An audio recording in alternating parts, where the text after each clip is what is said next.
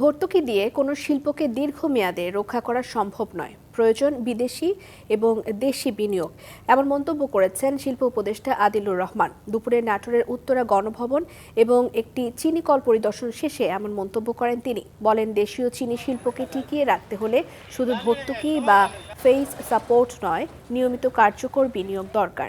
সেটা হতে পারে দেশি বা বিদেশি। উপদেষ্টা আরও জানিয়েছেন, চিনি শিল্পের প্রসারে সব ধরনের উদ্যোগ নেওয়া হবে। এখানে শুধুমাত্র ভর্তুকি দিয়ে চালানো সম্ভব না। আমাদের এখানে যেটা লাগবে সেটা হচ্ছে ইনভেস্টমেন্ট, লোকাল এবং ফরেন। আমরা চেষ্টা করছি আমাদের অল্প সময়ের মধ্যে যেটুকু পারি সেই হিসাবে আমরা যোগাযোগও করেছি। আশা করি আমাদের সময়ে বা আগামী সরকারের সময় ভালো খবর আসবে। নতুন এবং ফিরে আসা গ্রাহকদের জন্য নগদে চলছে ক্যাশব্যাক সহ প্রতিদিন হাজারো উপহার জেতার সুযোগ। হবে আশা আর ফেরা, সারপ্রাইজ সেরা।